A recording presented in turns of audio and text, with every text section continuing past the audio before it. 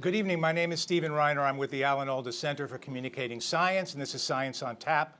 I'm delighted tonight to be having a beer with Carl Safina, who is, if not the smartest person I know, certainly one of the smartest people I know. Carl is the inaugural holder of the Endowed Chair for Nature and Humanity at Stony Brook University.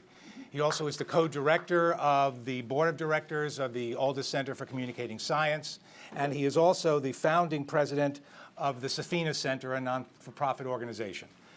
Carl Safina has written 7 books, the 7th of which we're going to be talking about this evening. And he sees the world through his own unique set of lenses and hears the world through his own unique set of ears that very few of us have the good luck to possess. He sees and hears very keenly. And what I want to start asking Carl about is a question that I know he would correct me about when I ask it, which is when you look at a lion or an elephant or a dolphin or a monkey or a worm for that matter, if I said, what do you see, you would probably instantly correct me and suggest I ask you, who do you see? So my first question is, who do you see when you look at these animals? Well, for some of them, they, like us, live in structured social groups where they know each other individually, and who they are depends on their relationship to everybody else. So for those kinds of animals, which is not all animals, but those kinds of animals that live in structured social groups, they know who the leaders are. Some of them are plotting to become the leaders themselves. They have ambitions for status. Their lives follow the arc of a career. They know who their rivals are. And many of them understand what's called third-party relationships, which is to say something like, if a baby suddenly screams over there, they will look to the mother because they know that that baby is that mother's baby. It's not just a bunch of animals. Usually we say, oh, look, monkeys. But to them, it's just like us. We know who we are, and that's how they live, and their lives are that vivid and that valid to them. They have full social lives. Yes. Many of them. Yes. And they have ambitions, and they have jealousy. Those kinds. So those are what I call the who animals. And everything in life exists on a sliding scale. Everything is on a continuum because of evolution. And so you have the animals that live in the structured social groups that I call the who animals, and then you have the others who are not the who animals. Like a mosquito doesn't have a social relationship with other mosquitoes. And the same can be said for some really wonderful other animals that I love, like, let's say, tuna. Tuna who school with dolphins. The tunas don't live in a structured school. They live just in a group. They're all, it's totally flat. They all have equal status. There's no followers, no leaders, but they're hunting right alongside of and right next to dolphins whose social lives are very different, where they know who their friends are, they have little coalitions, they have names for themselves that they announce and that their friends will utter if they're looking for them. So that's a totally different thing. The who animals sound a lot like us. So their world to them is very much like a human world. If you think of humans as being, in our sort of original tribal iteration, where we are hunter-gatherers on some landscape beyond which we can't go because that's other territory and it gets dangerous, but we know our territory and we know who is there when we see them, and we recognize them, and they understand their role, and we understand our role relative to them. There are quite a few creatures that live like that, and they include things like many primates, elephants, lions, many whales and dolphins. Our dogs at home? Our dogs at home are domesticated wolves, and that gets a little more complicated and a lot more interesting in a way, because wolves live in a nuclear family. What is called a wolf pack is just two breeders and their young from about 3 years. And when the young become adolescents, they leave to try to seek their own foothold in their own lives and Sounds take charge like us of their again. life. Exactly like us. And because dogs retain almost all of that native social tendency, let's call it that. And the only difference is that they always look to us the way young wolves look to their parents. But when the young wolves start to take charge of their own lives, our dogs never get that chance, and they're not really that inclined to try to do that anymore. So they don't really try to strike out and seek, they're comfortable in our family for the length of their lives. So they're happy to live in their parents' basement, so to speak. So to speak, yes, right. That's a good way Again, of putting making it. them very similar I to never lots put of it that people who way. are graduating I from never Stony thought of Brook. it that way. That's true. But that's the reason I think that we have dogs lying around our house instead of chimpanzees, which would not be able to live with us, because even though evolutionarily they're much closer to us by relation and in time, their social lives are a lot different and not compatible with our homes and our nuclear Okay, families. so we'll come back to dogs a little bit later, but in the preparation of this book, in the writing and the research and the Yes. living in that gave you the material to write your book, you spent a lot of time with a couple of who animals, and you spent time with individuals, with people, with scientists who Right. devoted their lives Yes. to spending time with these who animals. So I want to Right. begin with killer whales, Okay. the biggest of these who animals, even Yes. bigger than elephants, which was Yes. another who animal you spent Right. with. How did the killer whale, first of all, killer whales are just the world's biggest dolphins, basically. Well, I wouldn't say just. Or are, no, I would never say that to their face. Just the biggest dolphins in the world. Right. They're the biggest dolphins. And how did they manifest their who-ness to you? Well, they live in a very complexly structured society. The simplest way I can try to say it is it's sort of like Russian dolls, right? So there's what's called a community of killer whales. These are the whales that socialize with each other and never socialize outside of that community. But then there's another community that does the same thing. They keep themselves. We It's- had neighbors who it's kept like themselves.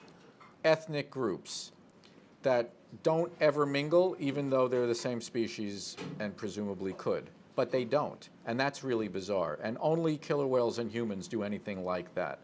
Within the community, there are pods, and the pods are distinguished by sets of vocalizations only used by the pods, never used by the other pods, even though the other pods will mingle if they're part of the same community.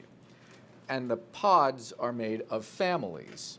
The families are led by a female, and unlike every other animal known in the world, male and female offspring never leave their mothers for their whole lives. And the mothers can easily live 50 years. They can sometimes live a century. So these particular whales know each other and swim around together for decade after decade. When they meet other pods in their community, they freely mingle. That's when the males mate with other females around. Then they go back to their mothers, and they hear and can call each other from many tens of miles away. And the researchers can listen to their calls over the computer from hydrophones that are on the seafloor. And they can communicate tell from you- 150, a distance of 150 miles. Yes, right. And there are big whales that can hear each other from many hundreds of miles away, like 1,000 miles away. But these can hear each other from over 100 miles away. And the researchers can say, okay, that's L pod. Oh, no, wait a second. That's L and K pod. They're traveling together. Now, to me, I couldn't tell the difference at all. And to them, they're saying, well, even to an untrained ear, I mean, clearly you can hear that K pod sounds kind of like mewy, like it sounds like a bunch of little kittens in there. And the other, I couldn't hear that. And the children are very dependent on the matriarch. The children are bizarrely dependent because when the mother of an adult dies, the children's death rate skyrockets because they share food for their entire life. And so if you have a male, think of what a male killer whale looks like. It has the giant dorsal fin. It has the giant pectoral fins. Think of all that drag in the water, and it's much bigger, and it needs a lot more food. And its mother is constantly sharing her food with it. She shares almost everything she catches. She shares with her adult children. And if she lives to be a century old, and she has a son who might be 80, you know, they would be okay. But if she dies at 50 and her son is only 30, his chances of dying increase by a factor of 8 times the chances of dying, the annual mortality rate of an adult male whose mother is still alive. Is that That's different than very females? Is that different than females? Females, their death accelerates too, not nearly as much, about half as much, but their death rate accelerates too. So they're incredibly reliant on one another in a way that is, you know, it's not a close analogy to humans, which is part of the point of all of this and of my book, is not how are they like us, but who are they, like us or not, is really the main point. Right. So we like to compare, or we feel most comfortable comparing them Right. with us, but that's not the point. It's not the point. Comparisons are a good starting point. I mean, for instance, killer whales, one species of the 2 species of pilot whales, and humans are the only creatures where females have a menopause and a long life that lasts for decades after they don't breed anymore. 3 species, 2 of them are whales, and humans, not chimps and not gorillas. So this is a family. The males are hanging out at home. They're very dependent on mama. Right. With all due respect, it could be like a big Italian family. The kid never leaves. The son never leaves, right? I left. You left. Well, good for you. And you... As fast as I could. As fast as you could. So you don't have that in common with killer whales. But you have this family, and they have prodigious habits that are unique to them. They have Right. prodigious sex lives, for instance. Very prodigious sex life. And their sex lives, they are part of the maritime LGBTQ community. Yes, yes. That they will basically... They're trisexual. They They're will trisexual, try and anything. they're interested in boats. If they get a hold of a boat, they'll... A boat will do. A boat will do in a pinch. So these are any interesting storm in a creatures. port or something like that. Right. Okay. So, and these are huge creatures who are very, if not loving with one another, or They're really loving not with one aggressive with one another. They don't. No, not they at don't- all. they don't take- That's another strange thing about killer whales is that they're capable of killing the great whales. I mean, they are the biggest, most fearsome predator maybe that has ever existed on this planet, and they never fight with one another at all. And I asked one of the researchers who has been watching them for only about 20 years, about half the time his boss has been watching them. All right, what's the most aggressive thing you've ever seen them do? And he said, well, one time there was this mother and she was like trying to sleep and the baby kept bothering her and she's kind of just like slapped it. And I said, come on, there's got to be like something. And he said, well, I can't. Oh yeah, one time I saw 2 males and they came together and they went thump and then they swam away. That's all the aggression he has ever seen. I mean, it's not that they're not equipped. They're certainly equipped to be very aggressive. They eat dolphins, they eat seals, and they can kill big whales. Some of them, that's another strange thing about them, some killer whales only eat fish and won't touch a seal, and some only eat seals and dolphins and whales and won't touch a fish. That's another very strange thing about them. But the point is that even the ones who will plow into a group of sperm whales and rip them to shreds, they are never aggressive with one another. Aside from the characteristics that are uniquely them and give them their who-ness, the other round of the theme in the book is really about intelligence and about cognition and about the, Right. I suppose for lack of a better word, the intellectual capabilities of these various species. And you tell a remarkable story about a whale in captivity who was viewing an individual smoking. That was a baby dolphin. A baby dolphin. Right, right. And that and tell us about the story and, Okay. and what the point of the story was. All right. Well, this is a baby dolphin who was in an aquarium in South Africa, and her name was Dolly, and she was still nursing. She was very young. She was still nursing, and one afternoon, one of the keepers was just on a break, and he just went to look in at their pool through the window just watching them swim around while he was on his break, and he was smoking. He was just on a cigarette break. And he was smoking, and Dolly came over and she looked at him. And then she swam over to her mother and she nursed. And then she came back to the window and she released a cloud of milk that enveloped her head like a cloud of smoke. Now, that's really very bizarre. It's nothing that any human being would ever have suspected that they might do. But this little nursing dolphin had the idea, in a playful sort of way, you know, I want to like imitate what I'm seeing him doing. What could I do? I'm in water. I can go get some milk. And I can use that to imitate whatever he's doing, which I don't really understand, but I can see how it looks.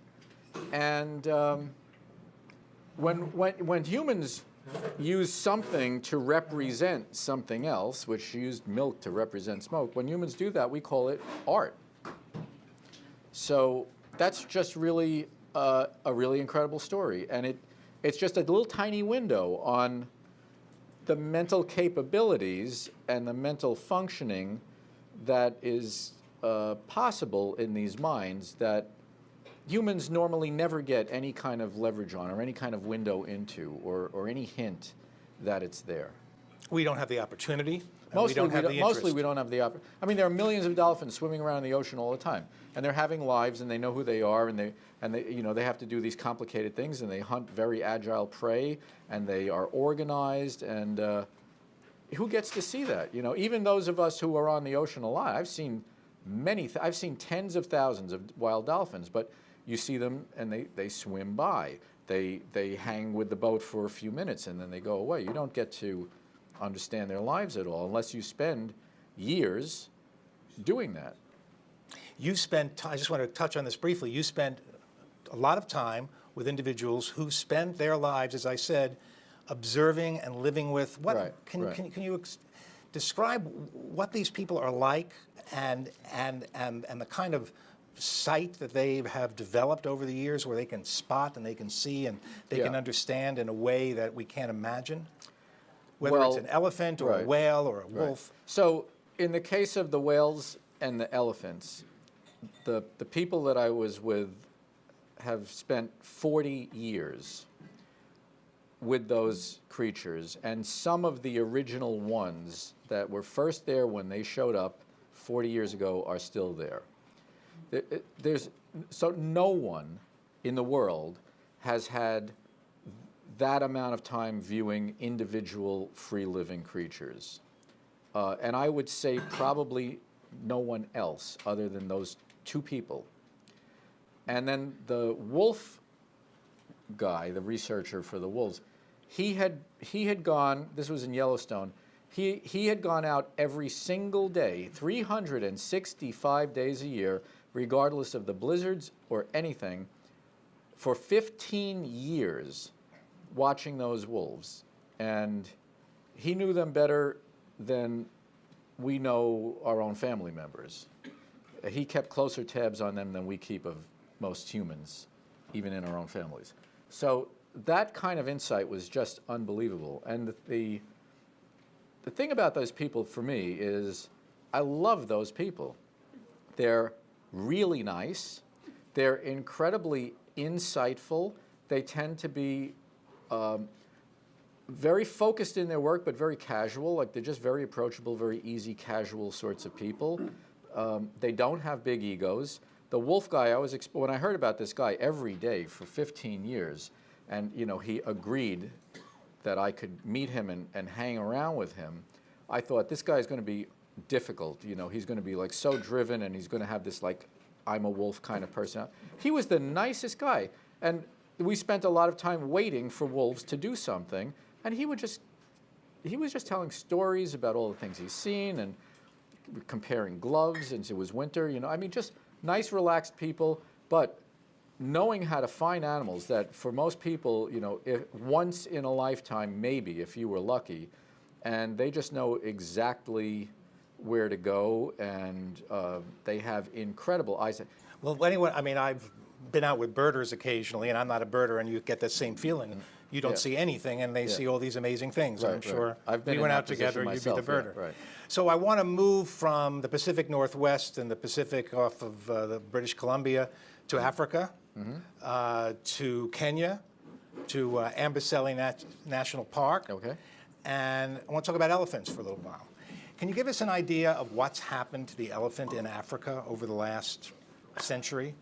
It's a catastrophe for the elephants, and it's a terribly, terribly sad thing, I think, because this is the grandest animal on land, and they are, they're generally very, very benign beings, and they're extremely smart. They do really remember things a long time.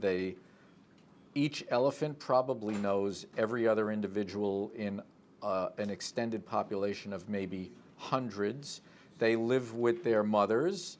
The females stay with their mothers their whole lives. The males leave and kind of wander around or go in these sort of loose bachelor herds. But the female family that follows the usually most senior female, who we call the matriarch, they're really tight, and they have extremely close emotional bonds. Can I interrupt you for a second? When you say no, Yes. 150 other elephants. Yes. What do you mean by no? What I mean by no is that they recognize them on sight and by sound. And if you play recordings of one of the families to another family in a population of 1,000 elephants, if they're their friends, they might go toward that sound. If they know them and they're not very close, because there are relationships like that. Some families, they're friends. They affiliate a lot. They get together a lot. They call to each other and they come together a lot. Others, they don't really. So depending on their relationship, they might go toward the sound in the speakers, or they might not. But if you play the sounds from a family from hundreds of miles away that they've never known, they will act a little alarmed, a little suspicious. They'll bunch together and they'll just show that they don't know who those are, but they do know the others. Okay. So there are two incredible tragedies. One is this onslaught from the killing for ivory, which has shattered their ranges and their numbers are plummeting. And the other is actually in longer term, it's a worse problem, which is they're simply running out of room, and they need a lot of room and they eat a lot. So, people plant an area.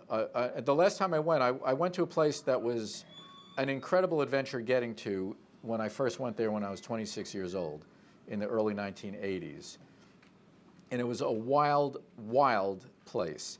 And when I went this time, it was flower farms and mustard fields, and then suddenly we were at the edge of the reserve. Now, those elephants have lost all of that range. So when they try to come out, and many of them remember where they went, I remember it, and so do they, the older ones.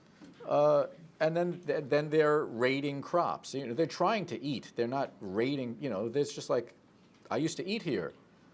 And then they get into a lot of trouble with people, and that they can't win that. The numbers, it's beyond dramatic, the right. decrease in elephants, right? I mean, can Yes. you give us just some...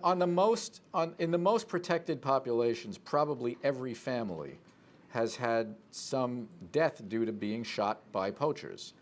And there were, as recently as 1980, there were a couple million elephants in Africa, and now there are under 500,000.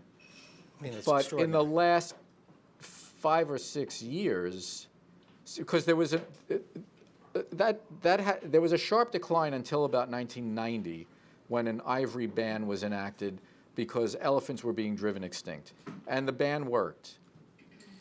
And it's been working for about 10 or 15 years, but they started relaxing it and making exceptions. And then in '09, they made a big exception, which is they let some ivory legally be sold to China. And that opened the floodgates for laundering and smuggling, and basically nobody in China cared whether it was legal or not. They just wanted to get it. So poaching went from almost insignificant in 2008, it had really been effectively controlled, to 2 years later, it was a full-on onslaught of criminal trafficking and organized crime. And in some place, like in Tanzania has lost like 60% of its elephants in just the last 4 or 5 years. It's mind-boggling that we are capable of doing something like that and incapable of stopping it.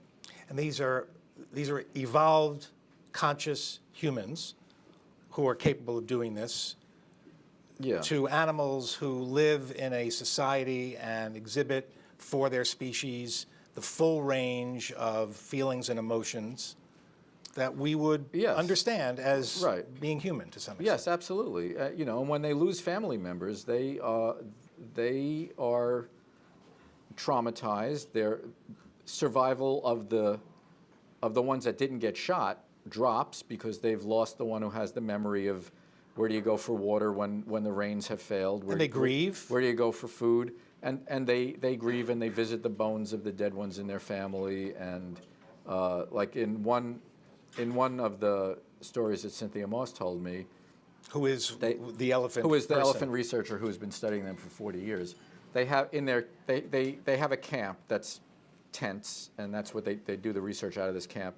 When they find a skull, they usually bring the elephant skull to the camp because you can tell the age that it died and things like that by the teeth.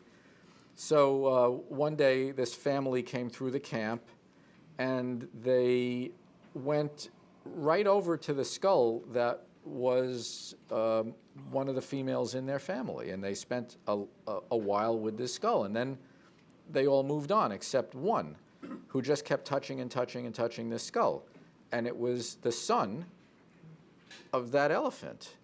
I mean, you get chills thinking about it. I want to save a lot of time for people to ask you questions. Okay. So I want to quickly just jump across the ocean. Okay. And wind up talking about the species who I think you say are most like us in many ways. Socially. Socially. I think you could say that. Wolves, Right. but also a species that in a funny sort of way we've most reviled as a culture and most feared and most demonized. Right. So how do we put those two together? That they're Well, who do we love the most and hate the most? Other human beings. And here's this creature that is most like human beings. Wolves, we're talking about. And we have totally demonized them and totally persecuted them.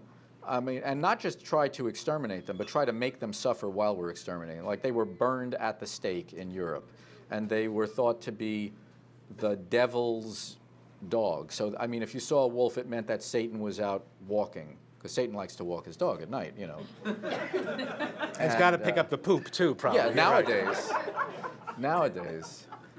I mean, and wolves have become a metaphor for everything that people dread and hate. And they wrap wolves into this for some very strange reason that I don't fully understand. But in the West right now, where there are people who detest wolves with a hatred that feels racial, they blame the liberals, they blame Obama. I mean, you know, all of the very strange political polarization has wrapped wolves, of all things, into it in this culture war. Well, how many Americans do wolves kill every year? None. Right. No. Wolves don't attack people except a few rabid wolves have bitten people in Europe. In North America, I am aware of one case of a rabid wolf biting someone, and one case where a jogger in Alaska was apparently killed by wolves that intended to eat her. That was like a hunting, it seemed like a hunting style kill. But that's all. And there are 100 or so, there's been between 100 and 200 wolves in Yellowstone for the last 15 years. And there are lots of hikers and backcountry people. Wolves don't hunt people in North America. They don't see people as prey, and they've been so persecuted that they respond with tremendous fear because they learn from their parents that people are very dangerous. How are they socially like us? Well, because How are we socially like them? They live in nuclear families like us, so they're very oriented to their parents, and the parents make most of the decisions. They decide when they're going to hunt, when they're going to sleep, when they're going to move down the valley, or when they're going to go to the borders of their territory, or in some cases where they might leave their normal territory to follow prey if it's winter is setting in and all the prey is leaving. So the adults tend to make those decisions, and the young ones follow. It's just like us with our kids. The adults tend to make most of the decisions, they're supposed to anyway, and with dogs, they're cued to us, and the young wolves are cued to their adults. And our dogs don't do that because dogs do that. They do that because wolves do that, and they've retained all of that. When you see wolves greet each other, it's just like when you come home and your dog is happy to see you. When a wolf has been away and it comes back and they see it, the first thing they have to do is make sure that they recognize it, and then it's a big happy greeting, and the tails are wagging, and they lick faces, and they roll on their back, and they do all that stuff that our dogs do. Well, your book is full of, no matter whether it's elephant or killer whale or wolf, of these of extraordinarily emotional, intricate stories of social drama, family drama. This could be right out of telenovelas, for God's sakes. Yes. In many ways, that these are full, emotional, social lives that involve and individuals. and- some and- of them and are bolder, individual some of them lives. are shyer. Different some of them, personalities. Right. Yes. And it's in the service. You write in the service of something, because there's a larger narrative here, and I want you to talk about that. I think the larger narrative is that life is sacred, and this is a very special planet, and we don't know who we're here with, and we don't appreciate who we're here with because we don't know who they are. And ironically, when we are expecting a child, we paint animals on the walls of the nursery because we want to welcome our children into this world where we are in the company of other beings and other creatures and the beauty and diversity. We don't paint cell phones, and we don't paint restaurant scenes in the nursery. We paint animals, and yet every one of those animals that we paint are all in mortal danger now because of us. And is one of the reasons they're in mortal danger, you believe, is that we just simply don't know who they are, and that allows us to exhibit the kind of brutality or mindlessness or indifference that has resulted. In a word, yes, precisely. And you're hoping, or you hope, that some spreading the realization of these are species that you should get to know for all sorts of reasons. Well, to me, all of these things, their existence is really valid, and there are predecessors here, and they come from the deep sweep of time, and we're here for a little instant, and we have, other than the fact that we have the ability to really harm things and really change things, we have no justification in any way to say, I happen to be here right now, and I'm just going to stop these living lineages and these lives that have been on Earth for millions of years so that they end because I don't value them at all. I happen personally not to value them at all, and I don't care about anybody else who's going to come after me. I just feel like taking this place. And I do this because I can, because I have the power. And I do this because I can. But unfortunately, we have a lot of justifications for doing so. But it really just comes down to the fact that we just can, and we don't have a sense that that life is just an incredible thing. That if we have the power to hurt or help or harm it, we need to at least see ourselves in a very momentary stewardship role, because we're just passing through here in a little tiny moment of time. We don't see any limit to our technological abilities. And I think one of the most incredible things about us is that I don't have any sense of the limits to our technological abilities. So we've told ourselves that makes us better than everything else and more valid than everything else. But you can easily see the incredible limits to our empathy, or our incredible limits to thinking about the consequences of what we're doing. We're very, very limited about that. I want to open this up to questions. Lots of questions about dogs, maybe some questions about diet and eating, and who knows what else. So let's start with this young man over here. Then we'll go over here. This idea that we don't understand these creatures because we have no contact with them. We don't. So what do we do about this? Do we in fact put more of them in settings where I can interact with them, or do we in fact close aquariums and not permit them to have these kind of creatures? That's an excellent question that does not have the shortest of answers. But basically, we had no whales in captivity until a few decades ago. And with killer whales specifically, we had no killer whales in captivity until basically the 70s. And we thought that they were mindless killers. And people assumed that in captivity they would be very dangerous animals. And then they turned out to be incredibly responsive and really peaceable. And then we found out that they can also go psychotic in captivity because of being mistreated in some cases. But we saw various facets to their intelligence and personalities and humor and playfulness that we never suspected. And I think that we learned an unbelievable amount, and we can sort of consider them martyrs to that cause. But I don't think we're learning anything else. And I think that of all, and I'm not against zoos, I rather like zoos, but I think that of all the animals in the world that have ever been in captivity, I don't think killer whales should be in captivity. So you would ban them from aquariums, though. No killer whales in aquariums. Dolphins in aquarium? No killer whales in captivity. Dolphins, I would say, because I'm trying to actually be very conservative about my feelings about this, depending on how they can be kept in social groups with enough space and complicated enough sort of setup, which is probably not really quite possible, but that's how I would judge it. So I definitely feel like no killer whales, and probably no dolphins either. Okay, thank you. Christy? You talked about young losing their parents and grieving. Do animals suffer from depression like humans do? I have never known or seen, and I don't think I've ever heard of, a free-living animal in a normal setting acting depressed. Certainly never suicidal or anything like that. When you get into captivity, you start hearing stories like that. I mean, a lot of our dogs have various kinds of neuroses, and they're not well understood, and they're not kept correctly.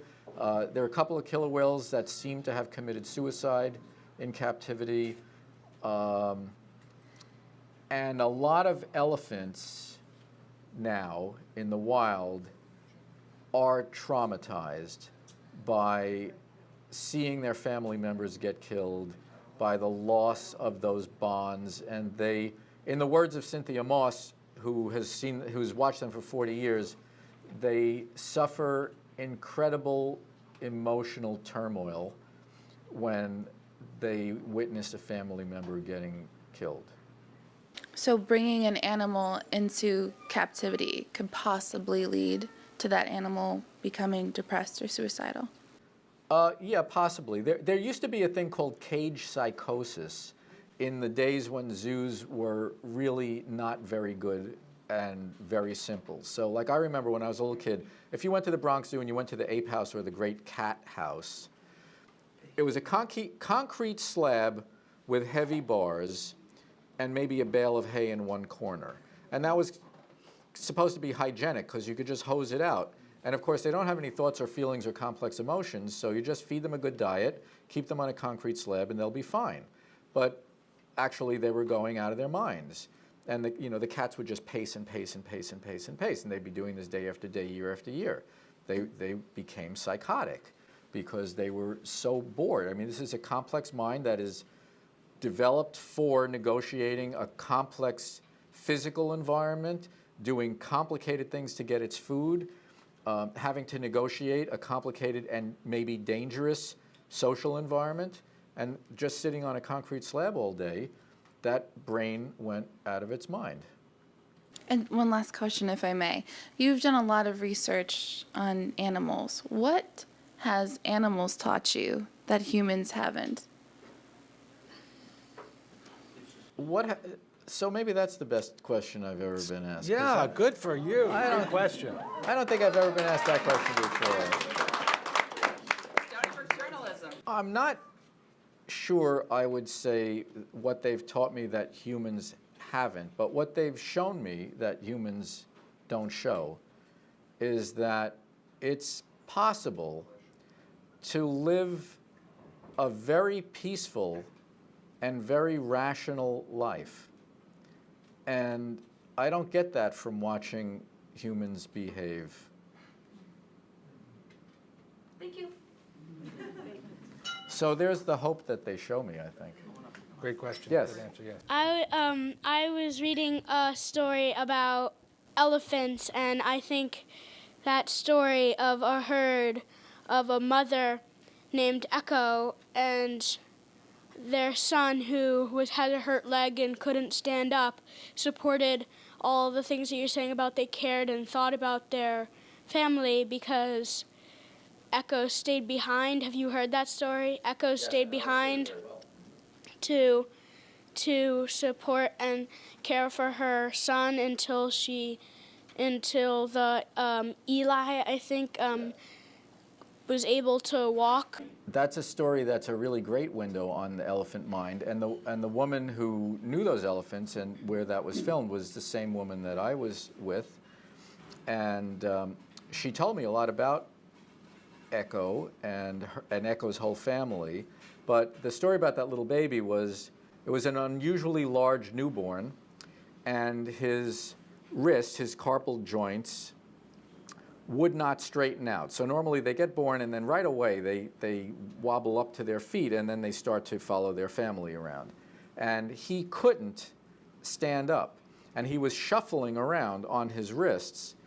And all of the other elephants, at first they kept trying to lift him, and that didn't work, and they could see that there was something wrong. But instead of just leave him behind and say, well, whatever, we have to go eat, they would go very slowly, and then they would stop, and they would make sure that he could catch up with them, and they would make sure that he could nurse. And the researchers were thinking, wow, this he's going to wear through the skin, and then he's going to get infected, and it's going to be horrible, and we have this policy that we don't do anything, but maybe we should just euthanize this baby because this is horrible. We can hardly stand to watch it. But the other elephants kind of had more faith in that, and they just slowed down, and they just kept waiting, and he would catch up a little bit, and a few days later, he seemed to think about what exactly he could try to do. And this is filmed, and it's unbelievable to see because he's on his wrists, and his back legs are okay. And then at one point, he sort of sits down so that he can pull most of his weight onto the front of his bottoms of his feet, even though his wrists are like this. And then he lifts his back legs up so that he forces the carpal joints to straighten out, and it's just completely incredible. And after that, over like 2 days, he got okay, and he lived a very long time.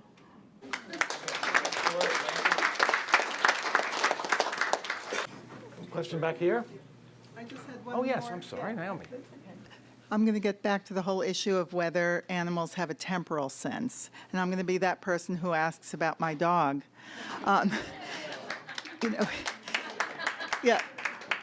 When I go out and I come back, if I go out to check the mail and I come back and my dog is there, she has absolutely no reaction. It's just, you know, oh, you went out for 2 minutes and you came back. If I'm gone for the whole day, which I am frequently, and I come back, she's really excited and she is ecstatic and she's very animated and very affective and affectionate as well. And what if you're gone for a month? Same thing, same thing. Do you have any explanation for that? So dogs are in a better position than many, I think, because with wolves, sometimes some of the wolves leave, and sometimes they don't come back for a few days.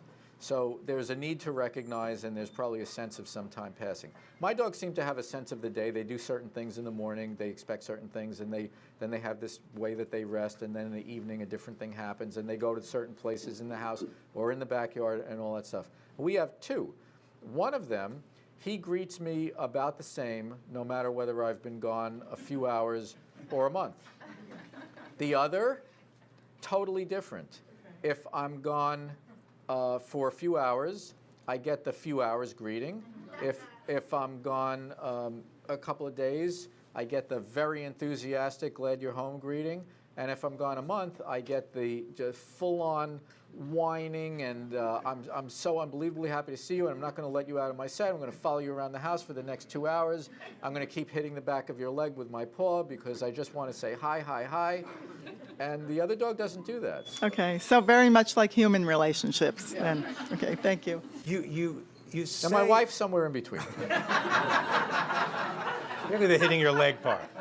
You say sometimes that we hold animals, certain animals, the who animals, to a higher standard than we hold ourselves when we start evaluating their capabilities, their intellectual capabilities. It's ridiculous because we don't do the things that we are trying to insist that they have to do in order to show that they're as smart as us. And then the game is always about us. It's, can you do what I can do? If you can't, you're less than me. So I can't fly, but I don't care about that. I can't migrate. I can't find my way home over thousands of miles. I don't care about that because you know, you didn't run this maze in a way that this toddler could run this maze, or whatever it is. You know, and it's always like they have to play our game. We will never play an away game because I need a GPS to go 7 blocks, but an albatross. an albatross can go away for a month and fly 10,000 miles and then return across completely trackless ocean to an island that's half a mile wide and find its own chick out of 200,000 chicks on the island. We don't care. We couldn't do anything. We couldn't do any of those things, except maybe we could find our own chick once we got home. But other than that, we don't care because we only want to judge them by our human standards, and because they're not human, they can't win that game ever. Thank you. I want to thank Carl Safina. Thank you. And let's all go home and hug our dogs and cats before we go to sleep, or our parrots. And we'll be back again with another edition of Science on Tap. Carl, thank you very much. Thanks very much. Great pleasure. Great.